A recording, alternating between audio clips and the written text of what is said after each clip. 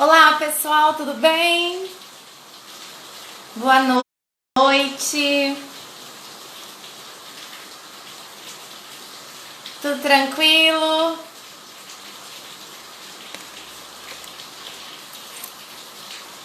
Olá, Alexandre, tudo bem? Ana Letícia, Tainá, tudo bem? Luiz, tudo certinho, gente? Tranquilo? Jéssica, olá, galera, tudo bem?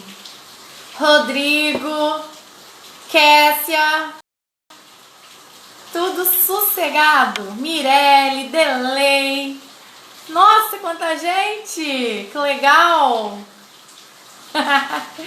Maiara, Beatriz, tudo bem?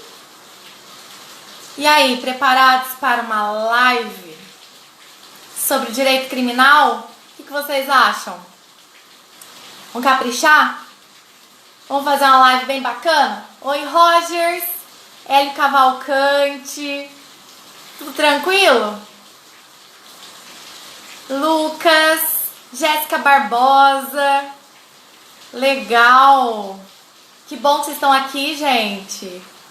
Que bacana! Estou muito feliz por vocês estarem aqui. Tudo bem? Evo Colaco, tudo tranquilo? Gente, Maia, Michele, tudo bem, Mi? Tudo sossegado? Vamos estudar um pouquinho? Quem vai fazer o concurso da Polícia Civil aí? Vitor Belasque, Carolina, Grace, agora eu vi Juliana. Ai, que legal, vocês têm que estar online, hein? Para poder participar do sorteio. Gente do céu, pensa no material de apoio top de linha. Não passe material para ninguém. Boa noite, Michele. Tudo bem, graças a Deus, tudo tranquilo. Vitor também. Jéssica Baia, Alexandre, quantos comentários você fez? Achei muito bom. Eu acho que ninguém consegue concorrer com você. Kelsen, entrou, né, Kelsen? Demorou, né? Ei, galera. Manda coraçãozinho aí, gente. Juliana, tudo em paz. Letícia. Isso aí. Gosto. Ah lá. K. Ribeiro. Ai, que legal. Todo mundo tranquilo, todo mundo em paz, querendo participar da live, ganhar no sorteio, né? Isso é bom, tem que ganhar. Senão, né? E outra, vocês vão aprender, né? Um monte de coisa. E isso é o importante, vocês vão aprender, adquirir conhecimento. Isabel, Isabel, achei que você não entrasse. Franciele, tudo bem? Galera, Barbosa, a Bia Melo, aí sim, hein? Gente, vocês chegaram a ver o edital do concurso da polícia? Fernanda, Cristina, vamos já começar a nossa live. Dani, Késia, aí sim. Disse que ia bombar. Ai, que belezinha. Isso mesmo, gente. Um beijão pra vocês. Profigi tá aqui. E vamos conversar. João Lucas, do Prado. Tudo tranquilo? Tudo sossegadinho, né, galera? Gente, quem é Gustavo Lima perto dessa live? Ó, de uma coisa eu posso afirmar. O Gustavo Lima não vai transmitir conhecimento jurídico para vocês. E aí, entra quem quer, né? Fazer o quê? Jaque Santos, tudo bem, Jaque? Parece que meu dente tá com batom. Mas tudo bem, tudo em paz, tudo tranquilo, né? Lojas Bambini. Professora linda. Eu, né? Você que é linda, Jaque. Olha lá, Márcia. Tudo bem, Márcia? Que belezinha. Você tá aí, né? Isso mesmo, gente. Tem que entrar, dar um oi, participar, não é verdade? Então tá bom. Gente, olha só, eu tava olhando o edital da Polícia Civil do Estado do Paraná e aí eu vi o seguinte, até anotei aqui porque é muita coisa, né? Olha, pra quem quer fazer o concurso da Polícia Civil, né? Para delegado de polícia são 50 vagas, tudo bem? 50 vagas. O salário inicial é R$ 18.280,05. Para começar já tá bom, né, galera? R$ 18.280,05. Para investigador de polícia, tem 300 vagas. O salário inicial é R$ 5.588,05, tá bom? Para papiloscopista, são 50 vagas. O salário inicial é R$ 5.867,45.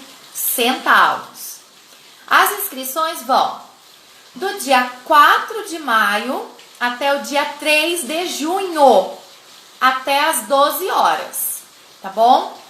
O valor da inscrição para delegado de polícia é R$ 200. O valor da inscrição para investigador é R$ 120 e para papiloscopista também R$ 120, tá bom? Galera, já faz muitos anos que o pessoal tá esperando esse edital sair para poder fazer esse concurso. Primeiro, porque não tem idade máxima. Segundo, para investigador e papiloscopista, basta ter nível superior em qualquer tipo de faculdade. Então veja, não precisa ser formado em direito. Apenas precisa ser formado, ter ensino superior. Se você é pedagogo, se você é administrador de empresas, se você é contador, não importa. Para investigador de polícia e para papiloscopista, basta ter nível superior. E o mais legal que para delegado, apesar de ter o curso superior de direito, não precisa ter experiência jurídica. Então, galera, esse edital é para ontem. Tem que fazer. Quem tem nível superior não tem que ficar bobeando. Tem que fazer esse concurso sim. 50 vagas para delegado, 300 para investigador e 50 para papiloscopista. A inscrição vai até dia 3 de junho, até meio-dia. Galera, não percam tempo. Vocês têm que fazer esse concurso porque ele vai bombar. E aí vocês vão bombar em gabaritar processo penal e direito penal, porque eu vou dar aula. Deu para entender? Olha só. Gente, eu vi o edital de direito penal e de processo penal. Não está difícil. Não sei como será a prova em si. Mas a prova, se você estudar, você consegue tirar uma nota boa. A primeira fase, galera, é só objetiva. Olha, processo penal vai cair tudo o que os meus alunos já estudaram comigo em sala de aula, em processo penal. Vamos só relembrar aqui, eu peguei o edital e anotei para vocês entenderem que o processo penal, se bem estudado, você gabarita, não tem erro.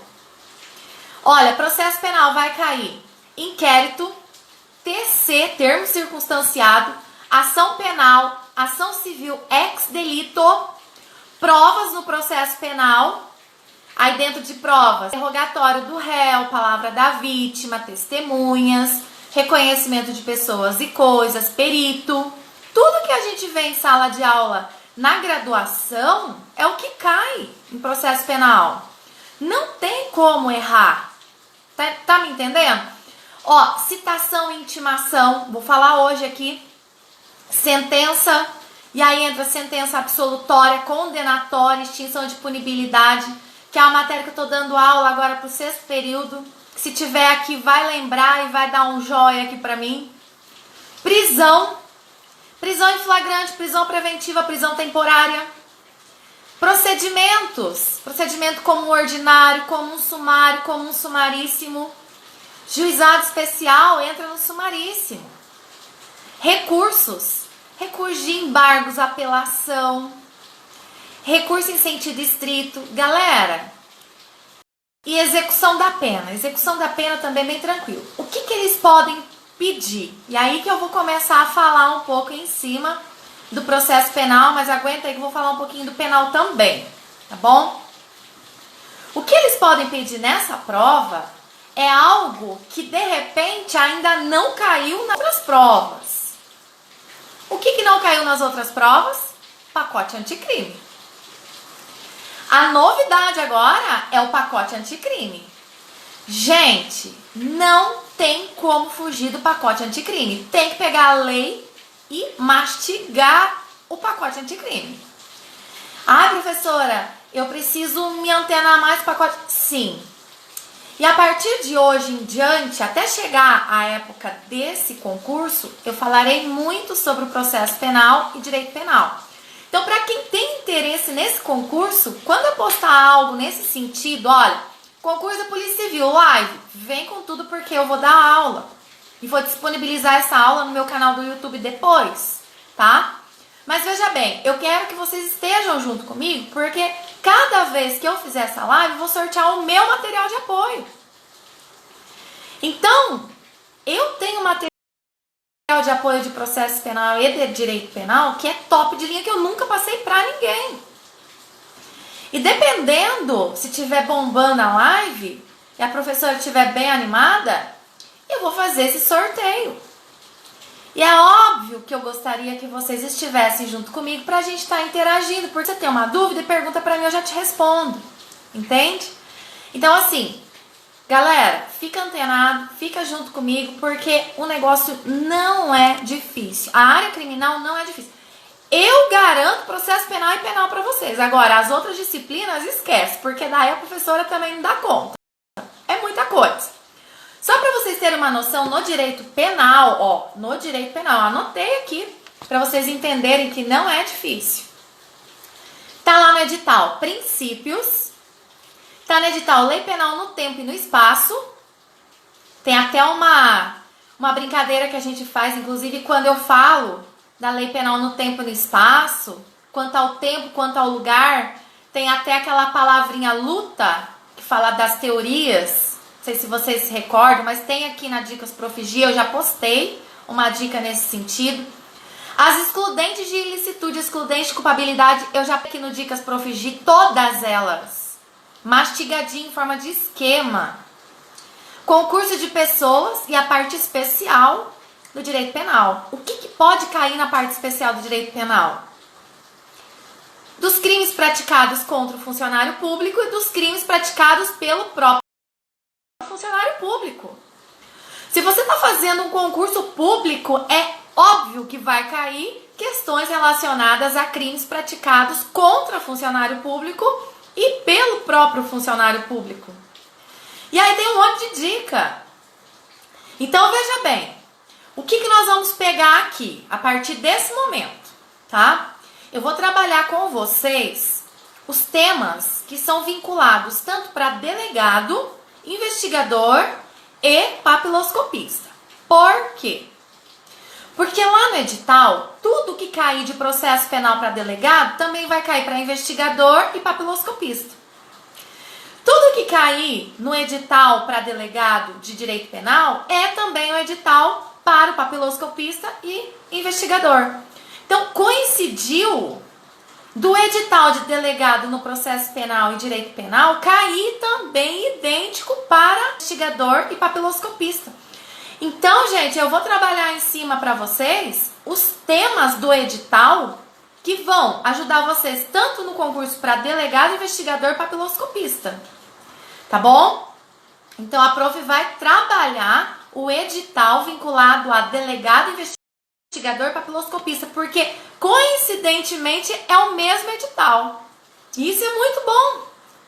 Por quê? Porque vocês podem estudar junto comigo tanto aqueles que almejam o cargo para delegado, investigador, papiloscopista, a gente vai falar a mesma língua, porque o processo penal e direito penal é igual para os 3 cargos, tá bom?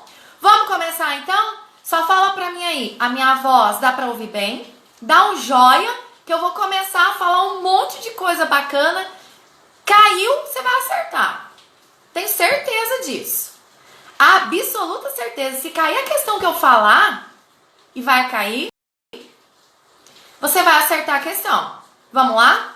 Então dá um joia aí que eu já vou começar pauleira, galera. E ó, quem ainda não estiver participando do meu sorteio lá no Instagram, no feed de notícias, faz favor, porque como é por número de comentários que vai gerar maior número de comentários que você vai ter chance de ganhar, porque eu faço pelo Instagram sorteio, ao vivo, simplesmente eu vou virar a câmera aqui e vou jogar para vocês verem como é que funciona. Então, quanto mais comentários você fizer lá no meu feed, mais chance você tem de ganhar material de apoio. Galera, não é por nada não, mas se eu fosse vocês eu participaria, porque esse material de apoio tá top, de todos os top de linha. Tá muito mastigadinho, tá muito gostoso de ler, tá bom? Vamos começar então, ó. Eu vou começar com processo penal, tá bom? Mas isso não significa que eu não vou trabalhar alguns temas dentro de direito penal. Então fica bem... Nós vamos começar então. Pode ser? Então vamos lá. Olha só, gente. Primeiro ponto que a gente tem que destacar aqui no processo penal é o seguinte. Vai cair inquérito policial. É óbvio que vai cair inquérito policial. Você tem dúvida disso? Eu não tenho. De jeito nenhum. Galera, vamos lá. Inquérito policial é uma mera peça informativa. É uma mera peça informativa. Ela não é obrigatória, tá bom? É uma peça que não é obrigatória. Veja bem, a regra é que o inquérito policial não tem o princípio do contraditório e ampla defesa. A regra é que não tem o princípio do contraditório e da ampla defesa. Esta é a regra. Professora, como assim? O que é o princípio do contraditório e da ampla defesa? O princípio do contraditório e da ampla defesa são princípios distintos. Não é a mesma coisa. Apesar da doutrina colocar como sendo termos idênticos, não é. Contraditório é apresentar contraprova daquilo que está sendo imputado ao indiciado, ao réu. E a ampla defesa é dividida em defesa técnica e autodefesa. Tá certo? São princípios distintos, mas um completa o outro. Primeiro ponto que a gente tem que destacar aqui. Quando a professora fala que o inquérito policial é uma mera peça informativa e não é obrigatório, e a regra é que não tem o princípio do contraditório e da ampla defesa, é óbvio que isso não cai, porque é muito fácil. Isso não cai na sua prova, porque ela é muito fácil. O que vai cair é a exceção. A exceção do princípio do contraditório e da ampla defesa no inquérito. E aí vem a seguinte questão, e é ela que vai cair. Existe princípio do contraditório e da ampla defesa no inquérito policial? De forma excepcional existe. Qual o momento? É o momento pelo qual o indiciado será interrogado pelo delegado. Neste momento em que o indiciado será interrogado pelo delegado de polícia, o delegado de polícia é obrigado a perguntar para o indiciado se ele pretende ter um advogado na hora do seu interrogatório. O delegado tem que perguntar para o indiciado se ele tem advogado, se ele quer um advogado, ou se ele quer contratar ou quer que constitua ou nomeia um. É uma pergunta que o delegado de polícia tem que fazer antes do interrogatório do indiciado na fase de inquérito policial. E aí, eu te pergunto, e se o indiciado não tem condições financeiras de constituir um advogado, porém ele pretende que tenha um advogado para ele no interrogatório? o delegado de polícia vai ter que nomear um, de graça do Estado. Gente, essa é a exceção do princípio do contraditório e da ampla defesa no inquérito policial. É justamente isso que vai cair na sua prova. Porque a gente tem a falsa ideia que o inquérito policial sempre não existirá o princípio do contraditório e da ampla defesa. Engano.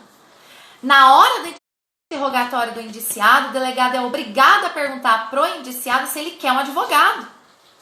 Por mais que o indiciado não tenha condição e ele quer um advogado, o delegado vai ter que nomear um do Estado para ele. Então essa é uma pergunta que, lógico que vai cair. E aí você vai ter que colocar que o princípio do contraditório e da ampla defesa é utilizado no inquérito de forma excepcional quando o delegado de polícia for interrogar o indiciado, ele tem que perguntar se quer advogado. Tudo bem? Tranquilo? Outro ponto importante também do inquérito policial, gente, é o momento pelo qual dá início ao inquérito policial. São 4 peças distintas que podem cair na sua prova. Quando começa o inquérito policial? O inquérito policial, ele pode ser iniciado através de 1. Auto de prisão em flagrante. 2. Requerimento. 3. Representação. E 4. Portaria. Olha só que bacana. Se cair uma dessa, você vai ter que gabaritar. Você não pode errar uma questão dessa que é de graça. Se acertou, você passa na frente de 2.000 pessoas. São questões que você não pode bobear. São questões que são dadas de graça, você não pode errar, tá? Então vamos lá, ó.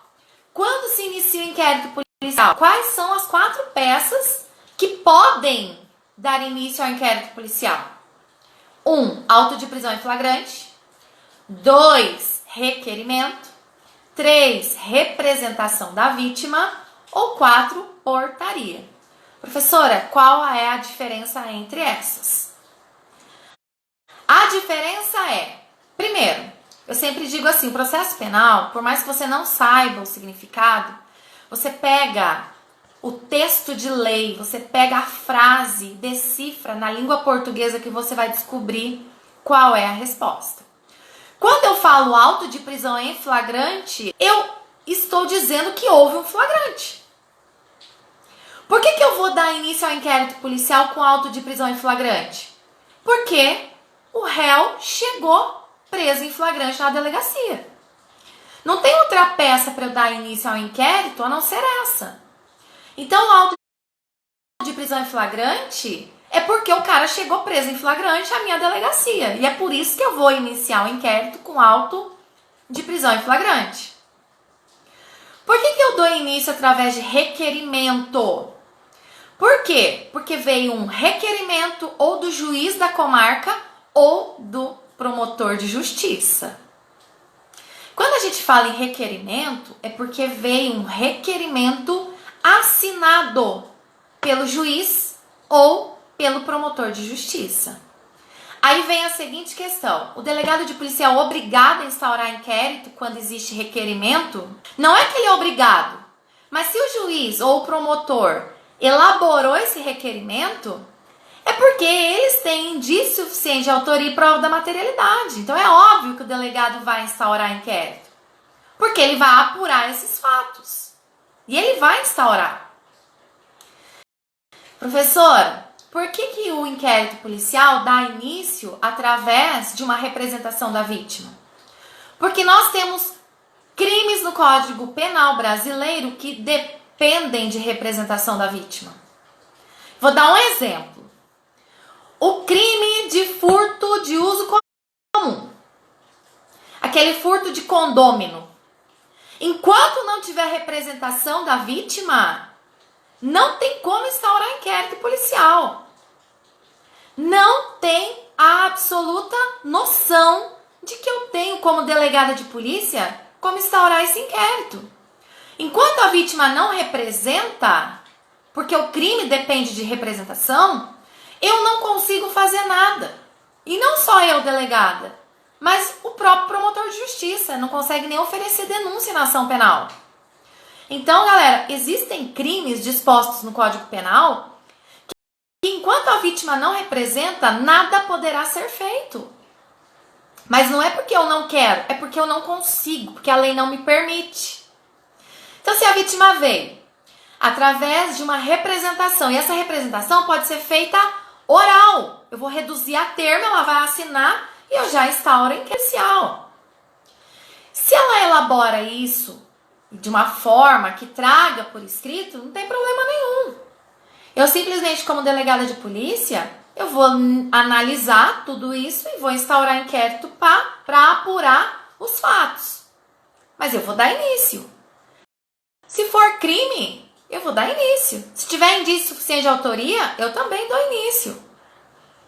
Se não tiver indício suficiente de autoria, mas tiver características deste réu, eu vou apurar para saber quem é. Tudo bem? Olha só, a portaria já é algo em que geralmente ocorre por conta de ligação anônima. Pessoas que não revelam quem são, porém o delegado, obtendo notícia de que ocorreu a infração penal, para apurar os fatos por portaria, e é um documento formal chamado portaria, ele instaura inquérito para apuração dos fatos. Geralmente, isso chega de forma anônima. Geralmente, chega através de alguém que não tem vínculo nenhum com o crime, não é vítima nem parente. Ou alguém que viu algo e relatou isso para o delegado de polícia. Ou seja, chegou ao conhecimento do delegado de polícia, mas não porque o réu foi preso em flagrante. Não é porque o juiz ou o promotor requereu. E também não é porque a vítima representou. Por outros motivos. Aí o delegado instaura inquérito policial através de uma peça chamada portaria. Tudo tranquilo? Vai cair? Vai. É óbvio que cai uma questão dessa, porque tem a ver com inquérito policial. E aí você vem com aquela ideia, meu Deus, o que mais que pode cair quanto ao inquérito policial? Gente, uma coisa muito importante que eu me lembro, assim, todas as vezes que eu fazia concurso, sempre caía essa questão e eu adorava porque eu acertava todas relacionadas a esta. É uma pergunta assim, ó. Como se finaliza o inquérito policial? Qual a peça técnica que finaliza o inquérito policial? Essa peça técnica tem um nome. É relatório. Gente, relatório é a peça final do inquérito policial. É a peça que o delegado de polícia apresenta o resumo de tudo que foi mais importante na investigação para apresentar para o titular da ação penal. Então veja, o relatório é a peça que finaliza o inquérito policial. Mas tem um detalhe. Esse relatório, que é assinado pelo delegado de polícia, não pode ter nesse relatório a opinião do delegado. Ele tem que ser imparcial. Ele não pode emitir opinião. Ele não pode dizer para o juiz, promotor ou para o advogado da vítima que tem que condenar, que tem que absolver, que tem que extinguir. Não, ele faz um resumo de uma forma totalmente imparcial, sem emitir opinião sobre a investigação que ele procedeu. Tudo bem? Galera, sobre inquérito policial, tem bastante coisa que a gente pode falar, mas eu acredito que os pontos primordiais são a exceção do princípio do contraditório da ampla defesa, também a questão das 4 peças que dão início ao inquérito policial, também a questão do relatório, que é a peça final, que nós temos que finalizar o inquérito policial, tá bom? Qual a diferença? E aí você vai ter que saber, porque você vai trabalhar na delegacia de polícia, ou como delegado investigador papiloscopista, você vai ter que saber sobre isso. Qual a diferença entre inquérito policial e termo circunstanciado? Tem que saber. e vai cair a seguinte questão. O usuário de drogas, ele praticou crime com a finalidade de se instaurar inquérito policial ou de elaborar um termo circunstanciado? Olha lá. Como que a gente tem que analisar isso? Primeiro ponto. Para a gente saber se é inquérito ou TC, a primeira coisa que a gente tem que descobrir qual é a infração penal, tá bom? Com relação à infração penal, nós temos que fazer o seguinte. Se for infração penal de menor potencial ofensivo, é TC. E aí vem a seguinte questão. O que é infração penal de menor potencial ofensivo? Bom, primeiro, engloba crime e contravenção penal. Crime não são todos, apenas aqueles que têm pena máxima não superior a 2 anos. Crimes cuja pena máxima não tem mais que 2 anos. Crime.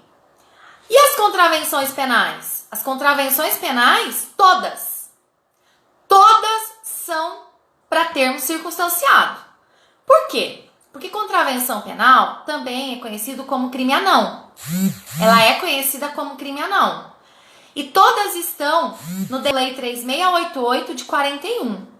Se você olhar o Decreto-Lei 3688 de 41, você vai perceber que as contravenções penais têm pena muito diferente das penas do Código Penal. A pena é prisão simples ou multa. É prisão simples e multa. Ou é pena igual a multa. Então veja bem, as contravenções penais têm pena muito pequena. 15 dias, 6 meses, é muito pequeno. E todas são menores que 2 anos. Então não tem como não ser termo circunstanciado. Aí veja só. Infração penal de menor potencial ofensivo.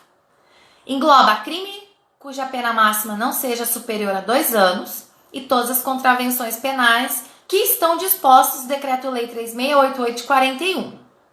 Chegou um caso concreto para você que é delegado investigador, você já vai entender qual é o crime e você já vai saber se vai ser elaborado um TC ou um inquérito com base na pena desse crime. Então, no caso do usuário de droga, é termo circunstanciado. Porque se você abrir a lei de drogas, a pena é muito menor que 2 anos. Então, é termo circunstanciado. Tudo bem? Agora, veja só. Eu sei que é termo circunstanciado porque se trata de infração penal de menor potencial ofensivo. Que eu vou na pena máxima. Professora, o que é pena máxima? Vamos imaginar um crime X, pena de 6 meses a 2 anos. A pena mínima 6 meses, pena máxima 2 anos. Você vai na pena máxima. E aí na pena máxima você já vai descobrir se é TC ou se é inquérito. Tranquilo? Aí não é até 2 anos. Qual é, então, a sugestão que eu te dou?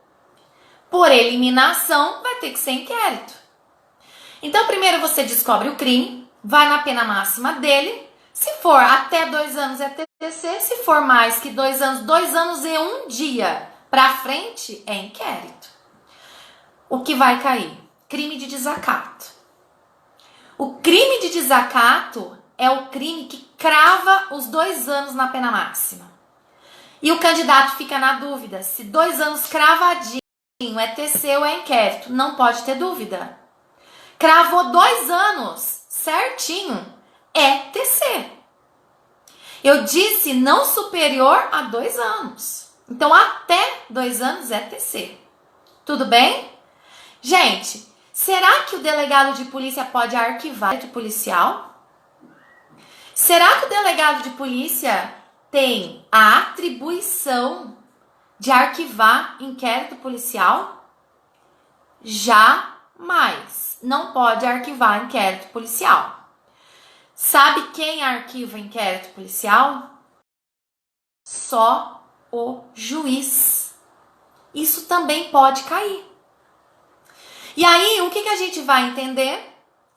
O delegado instaura o inquérito, procede à investigação, entrega isso lá no fórum, e aí o titular da ação, seja o Ministério Público, se a ação penal for pública, ou se for a vítima através do seu advogado, a ação penal privada, vai ter que analisar, oferece ou não a denúncia ou queixa-crime, chega no juiz, ele pode arquivar. Veja bem, se não há indício suficiente de autoria e prova da materialidade, é óbvio que ele vai rejeitar a denúncia ou vai rejeitar a queixa-crime. E somente o juiz que arquiva inquérito policial. É somente o juiz. Mas aí vem a seguinte questão. Qual o princípio utilizado para que o delegado de polícia não arquive o inquérito policial?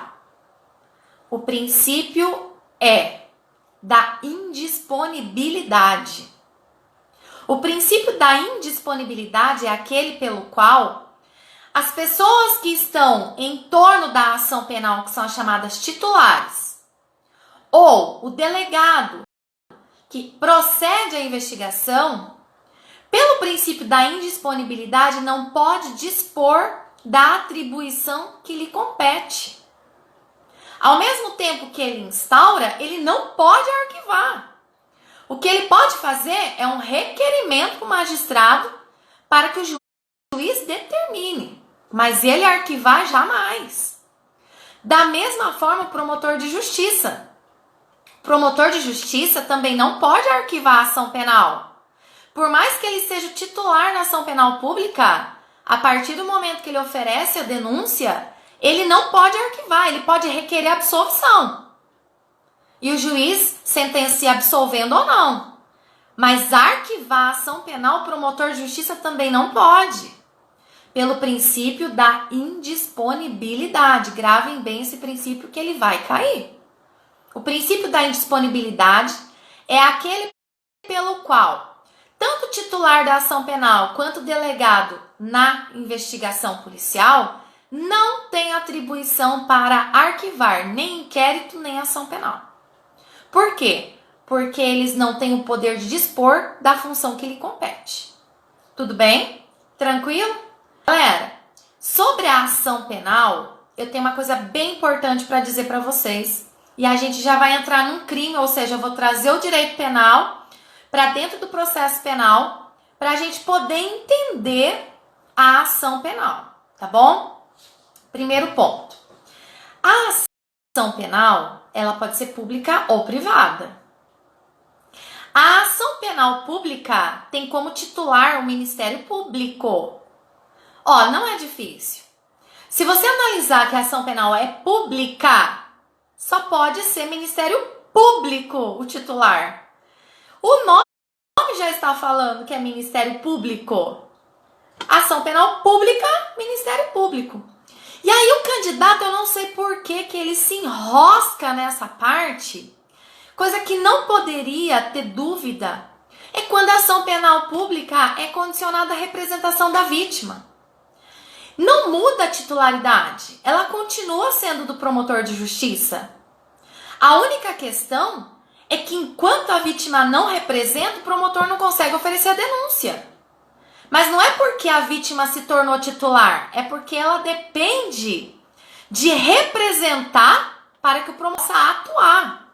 Mas veja, é simplesmente um documento formal que a vítima vem como se estivesse autorizando o Ministério Público a dar início à ação penal pública. Professora, como que eu sei que a ação penal é pública condicionada à representação? O próprio crime disposto no Código Penal vai te dizer.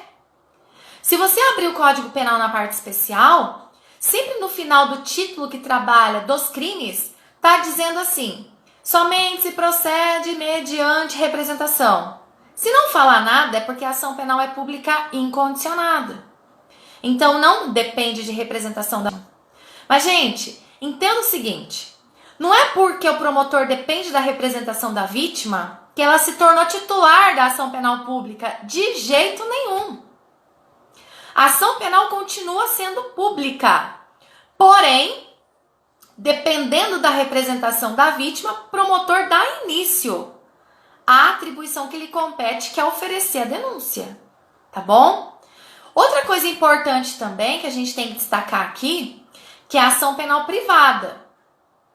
Pessoal, na ação penal privada, eu tenho a vítima como titular da ação penal, porém eu preciso dessa vítima representada por um advogado. A não ser que a vítima já seja advogada e queira atuar em causa própria, aí tudo bem. Fora isso, na ação penal privada, eu dependo do oferecimento da queixa-crime por parte do advogado da vítima. Professora, a vítima é uma pessoa hipossuficiente, pobre nos termos da lei, ela não tem condição nenhuma de constituir advogado. Ela tem como ter um advogado de graça do Estado? Tem. Ela somente precisa dizer isso lá na sala da OAB, no cartório criminal, seja qual local mais adequado, para nomear um advogado para ela, para que esse advogado faça a peça prática chamada queixa-crime. Você quer ver coisa mais estranha que acontece, que eu não acredito que isso pode acontecer, porque vocês estão estudando, vocês estão a par de tudo isso. Gente, queixa-crime é uma peça prática formal. Ela só é assinada por advogado. Quando a gente ouve por aí dizendo que determinada pessoa deu queixa na delegacia, essa queixa é termo vulgar. É como se eu estivesse dizendo que noticiei o crime. Mas a queixa no Código de Processo Penal e no Código Penal é uma peça formal. Ela é assinada por advogado. E advogado da vítima. Porque a palavra queixa, ela chama a ação penal privada. Como denúncia está interligada na ação penal pública, a queixa está interligada com a ação penal privada. Então, essa velha história de que o fulano deu queixa na delegacia, o cicrano, é cicrano, não é ciclano não, é cicrano, deu queixa na delegacia, só se ele for advogado e tiver com a peça formal assinada. Aí tudo bem. Fora isso, ele noticiou o crime. Ele não fez mais nada do que isso, tá certo? Professora, quando que eu sei que a ação penal é privada? Quando que eu sei que o crime depende de queixa-crime? Quando no próprio Código Penal estiver disposto no artigo que somente se procede mediante queixa-crime, certo? Se você olhar lá, eu posso te dar assim 3 exemplos como regra, tem exceção nesses 3 também. Mas assim, como regra, eu posso dizer que os crimes que dependem de queixa-crime são calúnia, difamação e injúria. Se você abrir o artigo 145 do Código Penal, lá está descrito que somente se procede mediante queixa os crimes contra a honra. Como que a senhora sabe, professora? Eu sei porque eu abri o Código Penal e eu li. E eu acabei decorando, eu memorizei. Então tem crimes que a gente tem que acabar memorizando.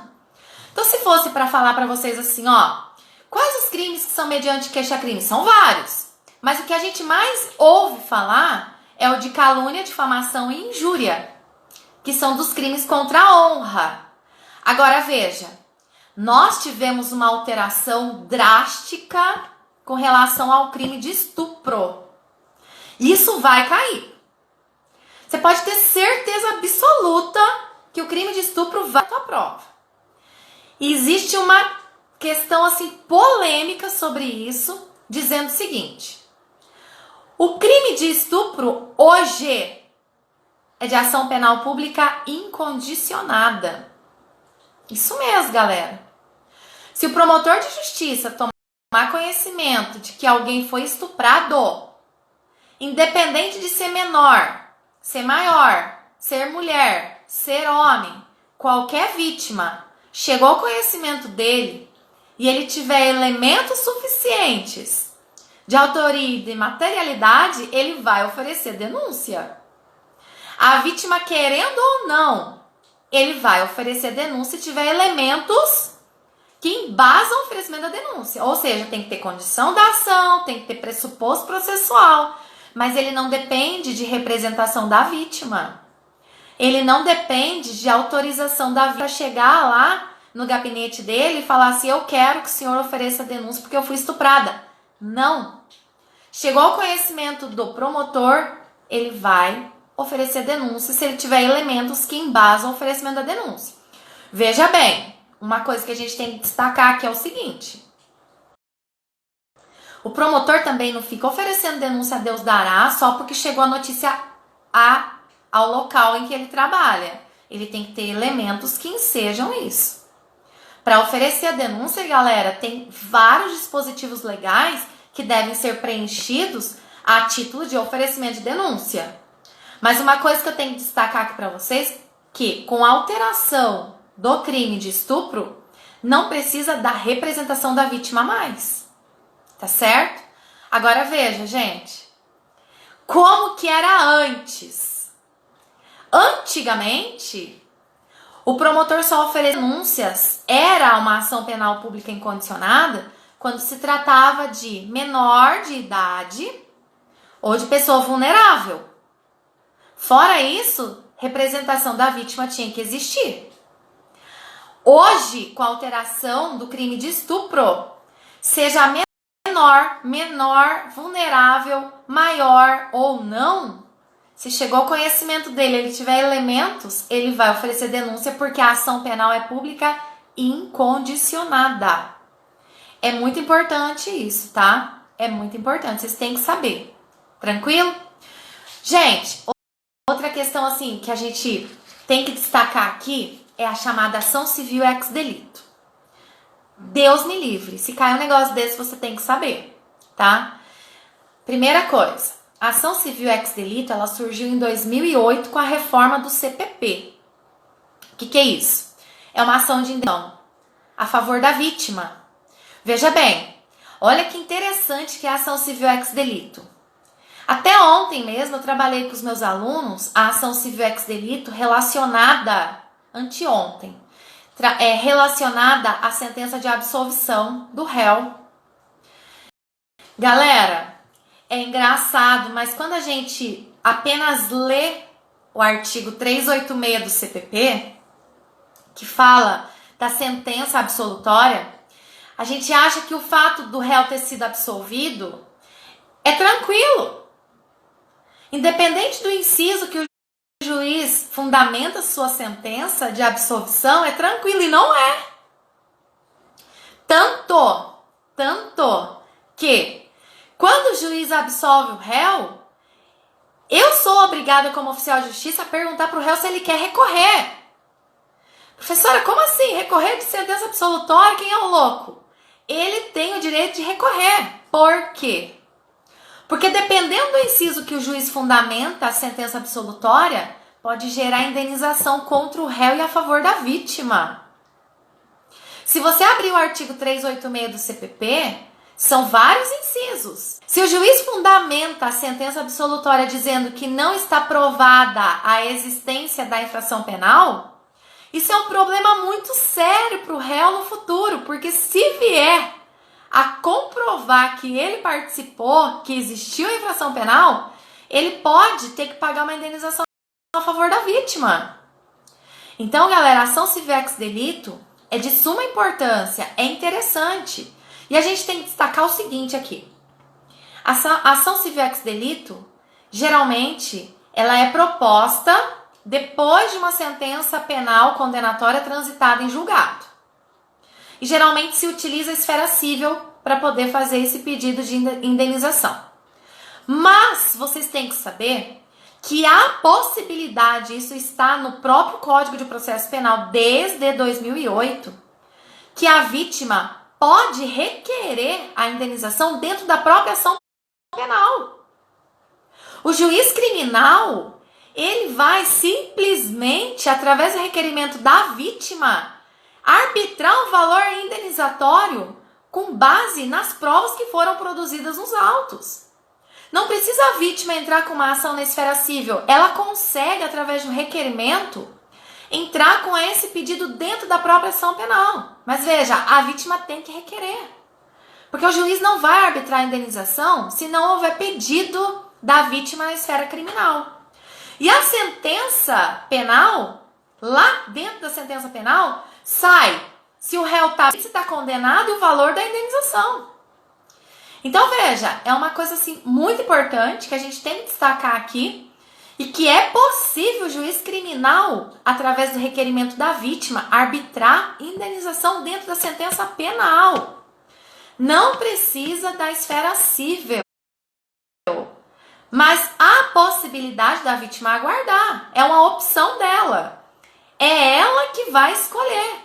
Veja bem, pode tanto requerer a indenização dentro da própria ação penal, como pode aguardar o trânsito em julgado da sentença penal condenatória ou mesmo absolutória, desde que ela prove esfera civil, ou pode, inclusive, no decorrer da ação penal, propor uma ação civil ao mesmo tempo de indenização na esfera civil.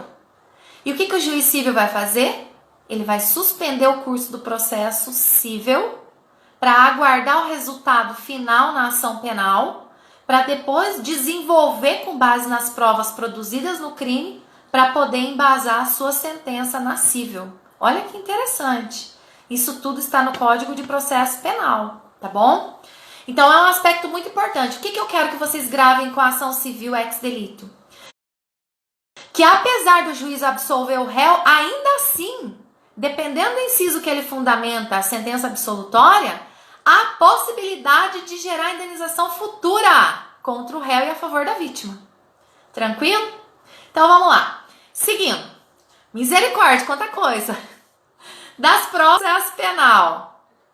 Olha só.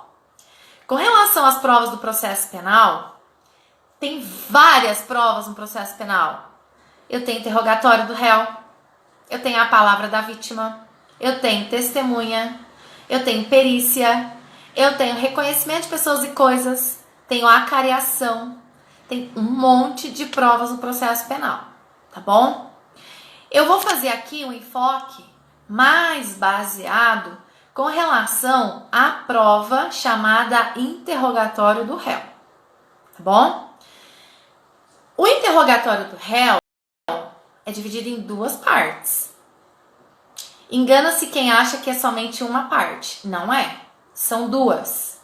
Uma é vinculada à qualificação do réu e a outra está sendo vinculada aos fatos.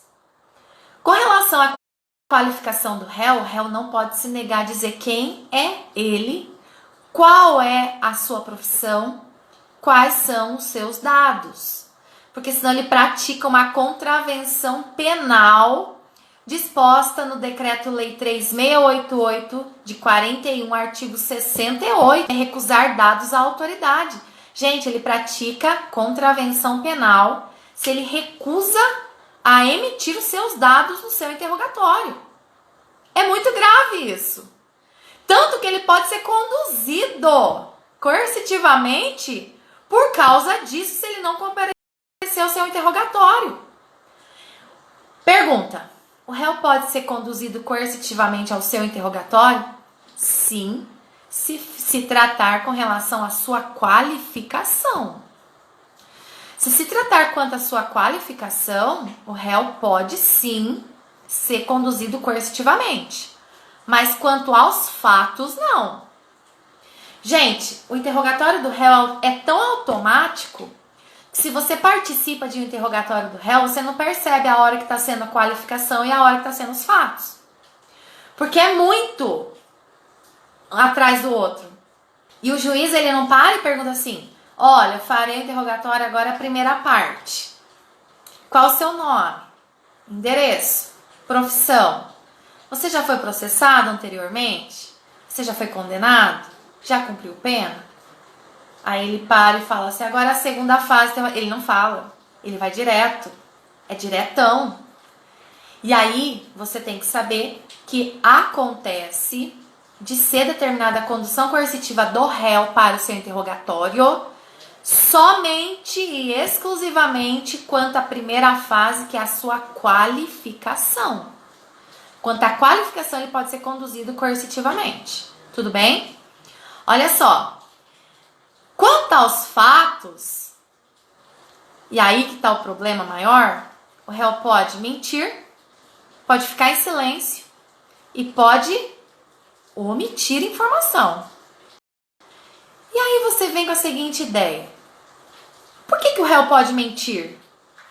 Por quê? Porque existe um princípio que diz que ninguém é obrigado a produzir provas contra si mesmo. Esse princípio tem um nome, se chama princípio da não autoacusação. Por que o réu pode ficar em silêncio? Porque é o direito constitucional que ele tem de ficar em silêncio. E o silêncio dele não importa ser réu confesso. No processo penal, o silêncio do réu não importa réu confesso. Não existe confissão ficta no processo penal. Existe confissão ficta no processo civil, mas no processo penal não. Tá bom?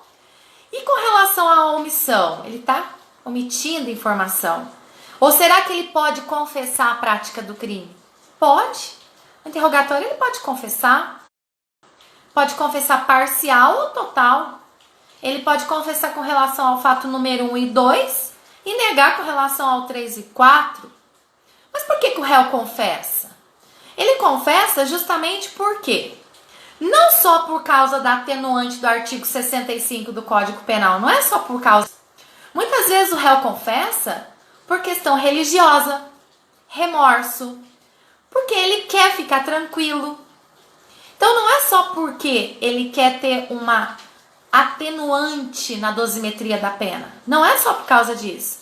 Tem outras questões que se envolvem também neste momento, tá bom? Pessoal, eu tô olhando o horário aqui e são quase 23 horas. Vocês têm noção disso? Nós vamos fazer o seguinte. Eu falei bastante, mas eu não terminei e nem tem como terminar. Então, quem estiver online agora, estiver participando das regras lá do meu feed de notícias, a hora é agora. Eu vou fazer o sorteio do meu material de apoio, mas já vou adiantar para vocês o seguinte. Eu parei nas provas do interrogatório do réu. Semana que vem eu vou marcar uma outra live para quem estiver interessado. E aí eu vou falar também dos demais pontos do processo penal. E vou fazer o sorteio de novo desse material, tá bom? Então vocês me acompanhem, porque vocês irão participar do sorteio, tá certo? Só queria saber, deu para entender alguma coisa, galera? Deu? Eu vou entrar aqui no meu Insta sorteio, que agora eu vou fazer o sorteio do meu material de apoio, tá bom? Ó, tem gente entrando agora, vocês têm noção? Deixa eu entrar aqui, calma aí. Tô entrando aqui no Insta sorteio. E vamos lá. Quem será que vai ganhar esse material de apoio, gente? Misericórdia. Quero só ver. Quero realizar esse sorteio aqui. E eu quero ver quem vai ganhar o meu material de apoio. Tá todo mundo online? Tá? Meu Deus do céu. Eu tô jogando aqui o nome certinho pra gente poder sortear. Vamos achar aqui a foto que vai fazer o sorteio. Misericórdia, 226 comentários. Galera do céu, eu vou virar agora pra vocês olharem, tá bom? Só vai receber o material de apoio se seguir todas as instruções e estiver online, senão já era. Então vocês que estão participando, fica antenado e olha pra mim aí, vocês são os fiscais da live do sorteio, tá bom? Se acabar o vídeo eu volto e prossigo, vocês entram correndo aí, tá? Então vamos lá, ó, presta atenção. Ó, estou aqui no Insta sorteio, galera. A foto do sorteio é essa. Tem 226 comentários, vou carregar os comentários. Meu Deus do céu. Tem bastante comentário. Aguenta firme aí. Que já que a gente vai sortear, me dá um joinha aí, galera. Tá todo mundo online. 22 segundos restantes, hein? Vou sortear. Quem ganhou o material de apoio foi Alexandre Aparecido de Souza. Alexandre, parabéns! Gente, fiquem com Deus. Um grande beijo para vocês.